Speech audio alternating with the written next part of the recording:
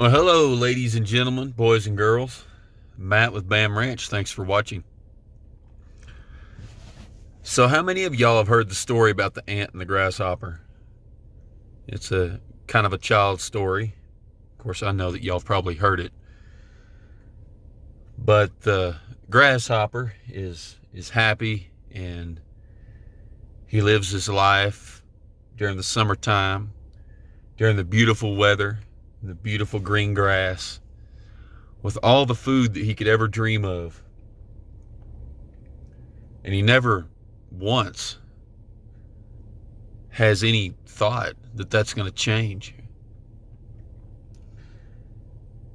Just the abundance of what is currently available he just can't imagine anything different. Meanwhile, the ant, he diligently works all day long, every day, because the ant knows that, yes, it's pretty outside right now, and the grass is green, and abundance is, well, abundant. And the ant goes up to the grasshopper, the grasshopper goes up to the ant, says, "Man, why are you working all the time?" He said, "Well, things are going to get bad, man. The sunny weather's going to go away, and the ice and the snow, and all of that's going to come along, and we got to get ready for it now."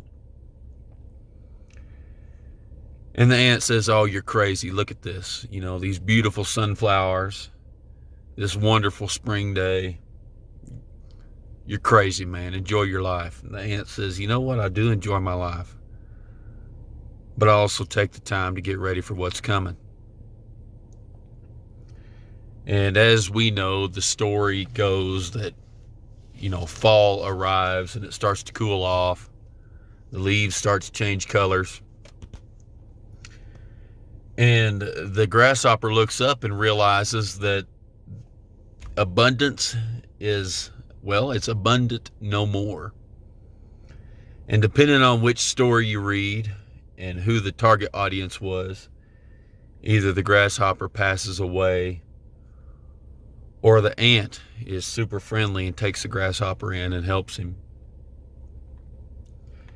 And it's a good story that gets repeated a lot or referred to in this whole preparedness community that we kind of delve into from time to time. The thing is, that's not how the story actually ends. The best of cases is the grasshopper either dies of a weeks-long starvation, loses its cover, and is eaten by a bird or something along that lines. Or, the grasshopper goes and finds its good friend, the ant. And the grasshopper's desperate. It's losing weight. It didn't do anything at all. It tells the ant, "Hey, things are getting bad. I'm coming to your house." Well, the ant did his work. The ant did his due diligence. He tells the grasshopper to leave, assuming that it's a nice, polite ant. The more likely scenario is that the ant is killed. Not only is the ant killed, but the grasshopper is killed. Not only is the grasshopper killed, but then the grasshopper is killed, dismembered, and dragged back to the colony and eaten. I'm not saying that things will, get to that point, but I am saying that if something comes about that does require us to do 10% of what we've planned for, desperation will be there. We see in an ice storm or something every year,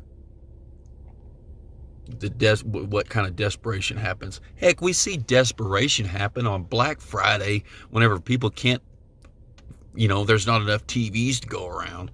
There's fist fights and violence and shootings that break out over that.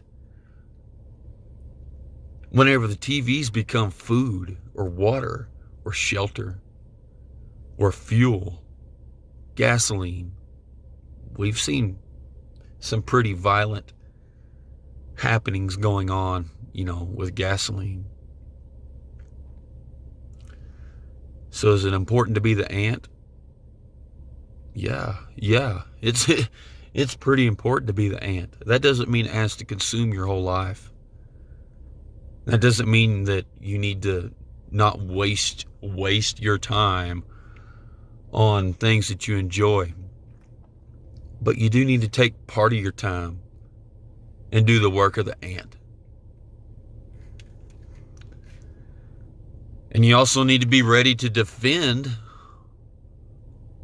what you've worked for, like the ant. There's this militant farmer concept. It's kind of a buzzword that's been thrown around, of being able to provide, produce, and make as much of what you need while having the ability to protect and defend those you love and your piece of dirt. The channel name for this channel, Bam Ranch, changed to Bam Ranch because it embodies that concept a little bit more than what the old channel name did. But I encourage you to take note. Watch that ant. There's a reason that colony survives. Not only is there a reason that ant survives, but the ant's not in it alone. The ant is part of a colony. Because in the end, I don't know if you've read the end of the book, but it's a colony of people. You can't do this on your own. You need some help. Mutual assistance group, a MAG, a prepper group, a tribe. Call it whatever you want. It doesn't matter. At bare minimum, you need to be on board with, your close family, brothers, sisters, aunts, uncles, grandparents, in-laws. You better be make sure that your wife or husband or spouse or whatever, boyfriend, girlfriend, you better make sure that they're at least somewhat on board with it. But I encourage you to look up and read that story about the ant and the grasshopper. If you've got kids, go ahead and tell your kids that story. I'd probably tell them the kid-friendly version of it. But just remember, in real life, every single year, how does that story end? Well, anyway, you guys be safe. Put down your phone, get up, and go do the things.